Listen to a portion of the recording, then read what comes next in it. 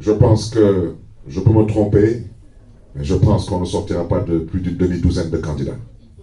Donc à partir de ce moment, je pense qu'on pourra s'asseoir en compatriotes civilisés, parler de choses sérieuses. Parce que ça ne sert à rien aujourd'hui d'essayer de naviguer dans un brouillard et dans une obscurité totale. On se réjouit parce qu'il y a de quoi se réjouir. On se réjouit que le président Macky Sall ait décidé de faire preuve de tenue et de retenue en refusant de suivre certains dans la dynamique de briguer un troisième mandat. Un troisième mandat qui a été interprété de part et d'autre. Moi-même qui vous parle, je ne suis pas juriste de formation, mais à un moment donné, je reconnais en toute humilité que j'ai peut-être été abusé. Mais aujourd'hui, le plus important, ce n'est pas de regarder dans le rétroviseur. Le plus important, de mon humble point de vue, c'est d'essayer de voir ce qu'on va faire du Sénégal. Et je ne suis pas venu pour parler de Khalifa Sall. Parce que Khalifa Sall, comme j'ai déjà dit, il n'y a aucun Sénégalais qui peut reprocher à Khalifa Sall quoi que ce soit. Il n'y en a pas. Pas à travers un acte, pas à travers des propos, pas à travers une posture. Et je suis très bien placé pour en parler. Mais moi, j'ai décidé, pour convenance personnelle, de ne plus parler de certaines personnes que je considère aujourd'hui comme étant encore des alliés politiques. Parce que j'ai une formation, une culture politique qui ne m'autorise pas à oublier mon passé. Parce qu'en politique, il ne faut jamais oublier hier et avant-hier, il ne faut jamais oublier les compagnons de lutte. Parce qu'il s'agit du Sénégal, il s'agit de demain. Et je disais tout à l'heure à quelqu'un qui m'a appelé au téléphone, qui n'est pas de notre groupe politique, mais qui est de l'ancienne coalition Yewwi Askan Wi, et qui est d'un autre bord qui est assez critique envers nous. Et quand je lui disais que Khalifa Sall avait même son permis de visite pour aller en prison et visiter un de nos anciens alliés, il est tombé des nues. Je lui dis, vous savez, nous ne faisons pas de la politique avec émotion, ni passion, ni sensation. Nous faisons de la politique avec humilité et lucidité et sérénité. Le prochain président du Sénégal, Dieu le connaît déjà. Donc nous sommes trop petits pour nous mettre ici, à nous crêper le chignon pour une histoire d'élection d'un président de la République. Et il était surpris, je lui dis peut-être, vous êtes surpris parce que vous ne connaissez pas l'homme, mais ne soyez pas surpris de le voir aller rendre visite à une personne qui se trouve être, pas son jeune frère, qui se trouve être son fils. Et qui se trouve malheureusement être victime de la même injustice que nous avons vécue. Mais que nous avons vécu dans la dignité. J'insiste là-dessus, dans la dignité. Nous n'avons jamais dénigré personne. Nous n'avons jamais insulté personne.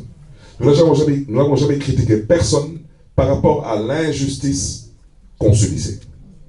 Et je rappelle que Khalifa Sall en prison a reçu tous les leaders politiques qui avaient souhaité venir lui rendre visite pour obtenir son soutien ou ses conseils ou ses suggestions. Sans aucun état d'âme, nous avons ensuite soutenu un candidat avec lequel on était ensemble à l'élection précédente, ça veut dire les législatives d'alors. Donc pour dire aujourd'hui que cette élection, et partout où je passe, quand j'entends des gens être abusés, je leur dis n'oubliez jamais pourquoi nous nous sommes battus. Nous nous sommes battus pour qu'il n'y ait pas de troisième mandat d'abord au Sénégal. Moi, j'ai toujours eu l'intime conviction que le président sortant ne ferait pas un troisième mandat. Mais j'ai toujours aussi eu l'intime conviction qu'il chercherait à partir en emportant d'autres personnes avec lui. Et c'est pourquoi j'ai toujours dit, accompagnons ce monsieur, rassurons ce monsieur, parce que ça ne vaut pas la peine pour une seule personne de tout mettre en l'air. Ça n'en vaut pas la peine. Et un ami me disait, mais monsieur le maire, mais pourquoi vous êtes allé voir Macky Sall? Je lui ai dit, mais parce que Macky Sall n'est pas plus intelligent que moi. Et je savais très bien ce qu'il avait en tête. Ce que Macky Sall avait en tête, il savait qu'on était à 7 mois de l'élection présidentielle. Il savait très bien que le protocole de la CEDEAO dit que nul n'a le droit de changer les règles du jeu 6 mois avant l'élection présidentielle. Sachant très bien que lui, il n'oserait pas faire un 3e mandat, parce que c'est de ça qu'il s'agit. C'est pourquoi quand il a dit, si vous ne voulez pas que je fasse un 3e mandat, vous n'avez qu'à me le demander en toute courtoisie. Je lui ai dit, mais ça, c'est pas ça le problème. Moi, je vous le demanderai en toute courtoisie, sachant que je ne suis pas candidat, mais on vous aidera à partir, parce qu'on ne vous donnera pas le prétexte ou l'excuse de chercher à déstabiliser le pays pour reporter les élections, ou chercher à voir qui est-ce que vous allez emporter avec vous. Non. Si vous ne voulez qu'une seule chose, c'est qu'on vous le demande respectueusement, comme disent les Wolofs, souk le télé yopusai om. Donc, c'est une bataille d'abord, pour moi, c'est d'abord une bataille d'abord psychologique. Et je pense que l'histoire nous jugera. Mais moi, bien avant tout ce qui se passe actuellement, au sortir de la présidentielle de 2019, j'avais déjà dit à un de mes amis, je lui ai dit, je peux me tromper, mais je ne pense pas que je me trompe. Tu ne seras pas candidat. Et quand je le lui disais par rapport à ce que moi j'ai vécu avec Khalifa Sall. Parce que les raisons pour lesquelles ils ne te laisseront pas être candidat, c'est parce que tu es dans la même situation dans laquelle on était nous en 2019. Et ce régime-là a décidé que durant tout son magistère, leur stratégie n'est pas de compétir, leur stratégie est d'éliminer. Donc, on n'a pas voulu me croire. J'ai même voulu, même à la limite, caricaturer ce que je disais. J'ai dit, c'est très simple. On est à 4 ans de l'élection présidentielle. On était en 2020. Même pas 2021 où il y a eu les événements. J'ai dit, si tu restes chez toi, tu ne vas nulle part, ni au bureau, ni à la mosquée, ni à la boutique, nulle part. Et les 4 ans qui restent, tu restes chez toi et tu pries les 5 prières par jour. À la veille des élections, on te dira que tu ne peux pas compétir parce que tu as trop prié. Si tu as envie que je te donne une petite idée d'à quel point ces gens sont déterminés à ne pas te laisser le moment venu compétir, si tu ne me crois pas et tu ne prends pas les dispositions nécessaires, le moment venu malheureusement, tu vas constater ce que je te dis parce que c'est la stratégie qui est mise en place depuis 2012. C'est la stratégie de l'élimination. Et on n'est pas au premier cas. Je dis ce que je dis parce que je vous ai dit les raisons pour lesquelles j'ai pris sur moi d'aller voir le président Macky Sall. Parce que je me suis dit, quel que soit Alpha, nous sommes déjà éliminés. L'autre, sur lequel presque beaucoup d'espoirs sont portés, quel que soit Alpha, il sera éliminé. Ce n'est pas une histoire de justice. Il faut que les gens reviennent à la raison. C'est une histoire de raison d'État. Et il n'y a que le peuple qui pouvait régler ce problème. Mais le vrai problème du peuple, c'était le 3e mandat. C'est pourquoi je me suis dit, moi je ne suis pas candidat. Mais je sais que comme nous sommes éliminés, les autres seront éliminés. Et celui-là sait très bien qu'il n'osera pas briguer le 3e mandat. Si on ne cherche pas à s'asseoir avec lui, quel que soit le choix qu'il va désigner pour le remplacer, ce choix passera. Donc il faut qu'on trouve dans la famille de l'opposition naturelle quelqu'un qui puisse porter les espoirs de cette opposition.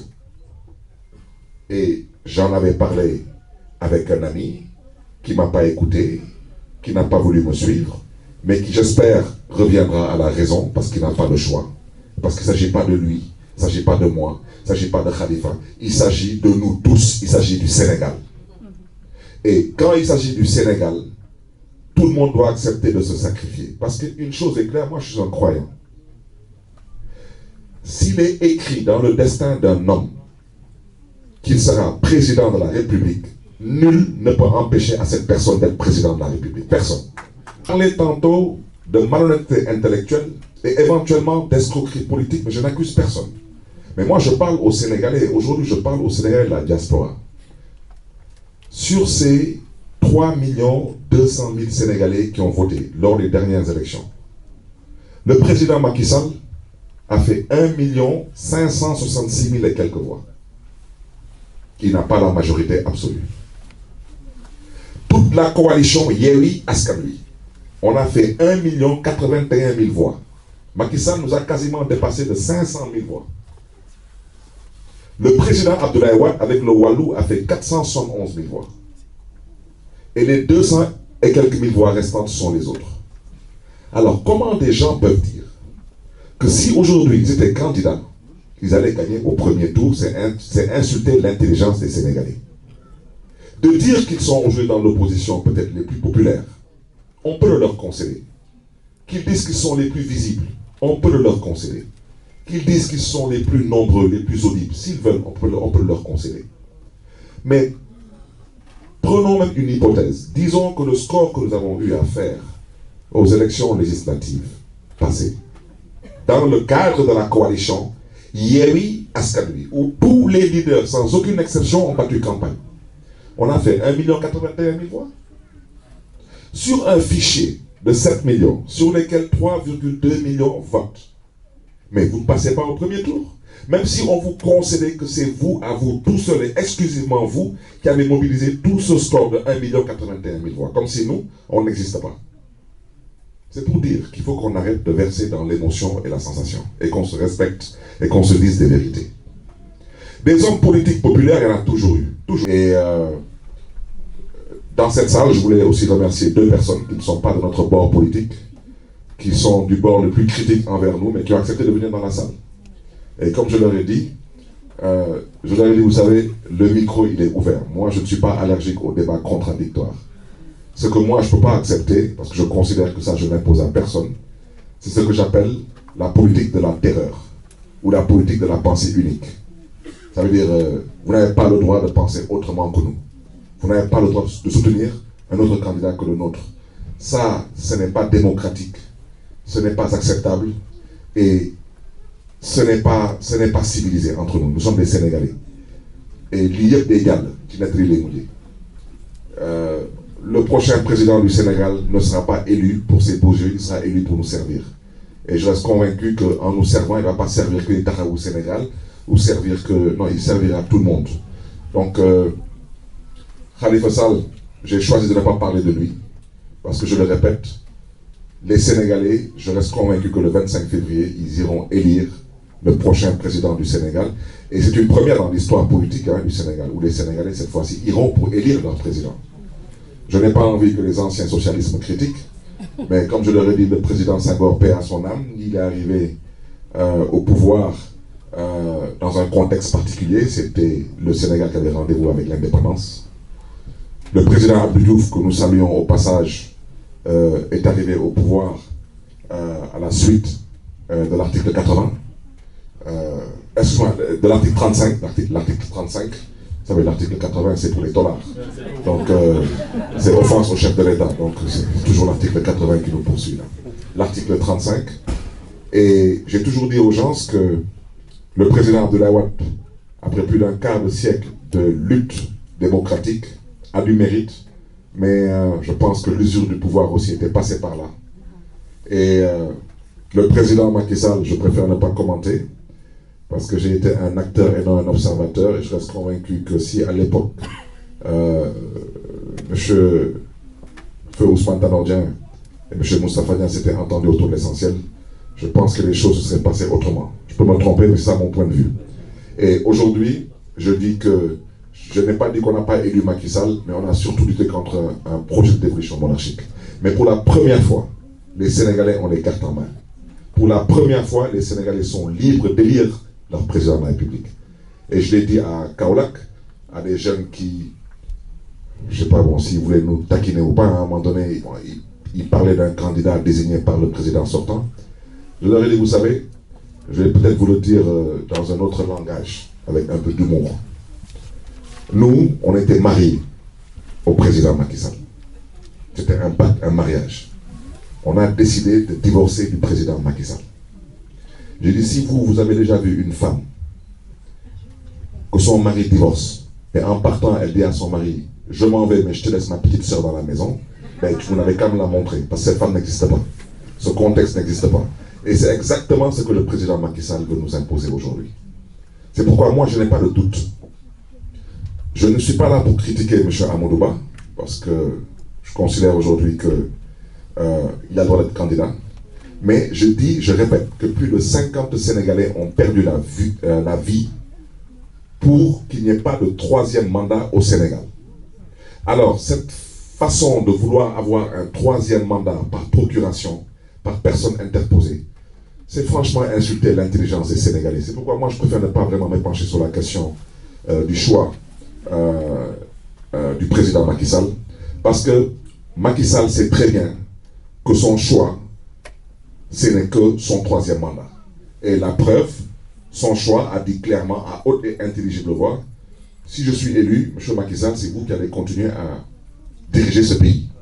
Je pense qu'on n'a pas besoin de faire Sciences Po pour comprendre ce qu'il a voulu nous dire.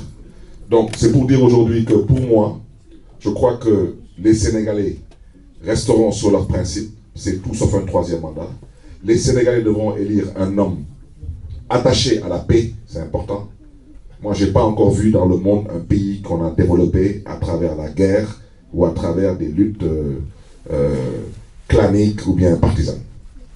Donc, je parle d'un candidat qui pourrait être élu comme président, mais attaché à la paix, un homme d'État qui connaît l'État, un homme capable de faire preuve de tenue et de retenue, et surtout un homme capable de réunir tout le monde.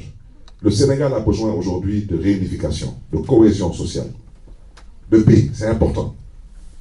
Parce que la politique, ce n'est pas une lutte de gladiateurs. La politique, c'est d'abord une histoire de gentleman. Mais dans toute compétition, il y a toujours un gagnant, un perdant. Mais cela ne veut pas dire que l'un est plus méritant que l'autre. Donc, Khalifa Sall aura l'occasion le moment venu de s'exprimer, de se faire entendre. Et je reste convaincu que les Sénégalais sauront se retrouver à travers cet homme. Cet homme qui a assez enduré. Enduré. J'ai fait 6 mois de prison avec lui. J'ai vu un homme digne. Sortir de prison, il est resté digne. Inéligible, il est resté digne. Et même quand je lui ai dit que j'allais aller voir Macky Sall, il m'avait opposé un non diplomatique. C'est moi qui ai pris sur moi la responsabilité d'aller le voir. Parce que pour moi, il était une question d'honneur. Parce que je faisais partie de ces gens qui se sont battus dans le Parti socialiste pour dire à Khalifa Sall, tu dois être candidat. Ça nous a valu une exclusion et ensuite un emprisonnement. Et ne voyant pas l'issue, j'ai pris sur moi la responsabilité de ne pas tomber dans le piège de Macky Sall. Donc j'espère que cet homme saura vous convaincre et j'espère que vous allez vous aussi être en mesure de pouvoir convaincre le maximum de compatriotes d'ici et d'ailleurs pour qu'ils soient sensibles à ce projet politique que va vous présenter le président Khalifa Sall, qui, je le répète, je le rappelle, est un homme de paix, un homme d'État, un homme attaché à nos valeurs et à nos principes démocratiques. Je vous remercie de votre aimable et précieuse attention et je me tiens à votre disposition pour tout échange. Et je me permettrai seulement de le dire et de le répéter. J'ai dit que dans cette salle, il y a des amis qui sont venus nous faire l'honneur de venir être présents. Nous ne sommes pas du même bord politique, nous ne devons pas être allergiques aux critiques. Moi, comme j'ai déjà dit à quelqu'un, si vous considérez que nous, le Taxawu, nous avons trahi qui que ce soit, dites-nous quand nous avons trahi ces personnes, comment nous les avons trahis et sous quelle forme nous avons trahi. Parce que c'est trop facile d'utiliser des expressions, c'est trop facile de dénigrer les personnes. Vous êtes tous conscients de l'injustice dont on a été victime et vous êtes aujourd'hui conscients que cette même injustice se répète et nous devons nous être en mesure de faire preuve d'intelligence et d'être soudés. Parce que si le 3e mandat par procuration de Macky Sall passe, je peux vous dire une chose, il y a des gens qui vont pourrir en prison. Et je souhaiterais que les gens reviennent à la raison. Tandis que nous, on n'a pas besoin de dire si nous sommes élus président du Sénégal ce qui va se passer, parce que nous n'avons pas pu avoir été victimes d'une injustice notoire et les injustices continuent à perdurer.